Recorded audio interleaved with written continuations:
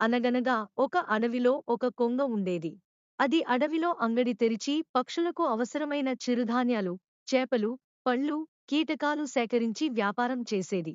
సరసమైన ధరలకే నాణ్యమైన సరుకు అమ్మడంతో చాలా దూరాన ఉండే పక్షులు కూడా కొంగ దగ్గరే ఖరీదు చేసేవి. దాంతో అక్కడికి వచ్చిన పక్షులను ప్రేమతో పలకరించేది కొంగ. అలా వ్యాపారపరంగా చాలా పక్షులు కొంగకు స్నేహితులయ్యాయి. దానికి పేరుతో పాటు డబ్బు కూడా వచ్చింది. అదే అడవిలో ఓ కాకి ఉండేది.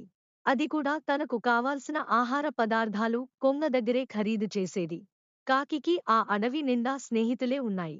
తను కూడా కొంగలా వ్యాపారం చేసి డబ్బు సంపాదించాలనుకుంది. కాకికి కొంగ వ్యాపారం చూసి అసూయ కలిగింది. తనకున్న స్నేహితులనే పావులుగా వాడి కొంగ వ్యాపారాన్ని దెబ్బ తీయాలనుకుంది. కాకి అడవిలో అంగడి తెరుస్తున్నట్టుగా తన స్నేహితులందరికీ చెప్పింది. కొంగ అంగడికి శ్రమపడి చాలా దూరం వెళ్లకుండా అడవి మధ్యలోనే తను కొత్త అంగడి తెరుస్తున్నట్టు ప్రకటించింది. ఇకపై తన వద్దనే సరుకులు ఖరీదు చేయమని కోరింది. కాకి కొత్తగా తెరిచిన అంగడికి తన స్నేహితులైన కోడిపుంజు, బాతు, చిలక, నెమలి, గద్ద, పావురం ఇలా పక్షులన్నీ రావడం మొదలుపెట్టాయి. పక్షులన్నీ కాకి దగ్గరే ఖరీదు చేయడంతో కొంగ వ్యాపారం తగ్గిపోయింది. కోడిపుంజు చేతిలో పెద్ద సంచితో కాకి అంగడికి వచ్చింది. కాకి బావా, కాకి బావా, నాకు కిలో గోధుమలు, కిలో వడ్లు, అరకిలో చేపలు, పావుకిలో పురుగులు కావాలి అంది కోడిపుంజు. కోడిపుంజు కోరినవన్నీ కాకి కొలిచి ఇచ్చింది. కాకి ప్రతిఫలంగా డబ్బు అడిగింది. ఇస్తాలే కాకి బావా, ఎక్కడికి పోతా అంది కోడిపుంజు. స్నేహం కొద్దీ కాకి సరేనంది. అది వెళ్ళిందో లేదో చేతిలో సంచీతో చిలకమ్మ కాకి అంగడి ముందు వాలింది. చిలకమ్మ రాకకు కాకి సంతోషించింది. కాకి బావా, కాకి బావా, నాకు జామపళ్ళు, రేగిపళ్ళు, పెసరగింజలు కావాలి అంది చిలకమ్మ. కాకి అందించింది.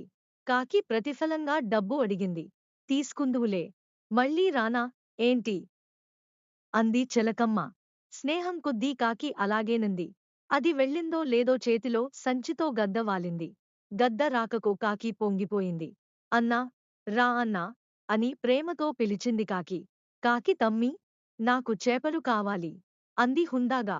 కాకి గబగబా సంచి నిండా చేపలు నింపి ఇచ్చింది. కాకి ప్రతిఫలంగా డబ్బు అడిగింది. డబ్బులా, సరే, తర్వాత చూద్దాం తమ్మీ అంటూ సంచీతో రివ్వున పైకెగిరిపోయింది గద్ద. ఇలా కాకి దగ్గరున్న సరుకు అయిపోయిందే కాని పైసా తిరిగి రాలేదు. గట్టిగా అడుగుదామంటే స్నేహం అడ్డొచ్చింది. కొద్ది డబ్బుతో అది వ్యాపారం నడపలేక దివాలా తీసింది. కొంగ వ్యాపారం మీద ఉన్న అసూయే తనని మింగిందని గ్రహించింది కాకి. అంతేకాదు, స్నేహాన్ని వాడుకుని వ్యాపారం చేయలేమని కొంగలా వ్యాపారపరంగా ఏర్పరచుకున్న స్నేహమే గొప్పదని తెలుసుకుంది కాకి. స్నేహానికి, వ్యాపారానికి ముడిపడదని గ్రహించిన కాకి మరునాడు చేతిలో సంచితో, జేబులో డబ్బుతో కొంగ అంగడివైపు అడుగులేసింది.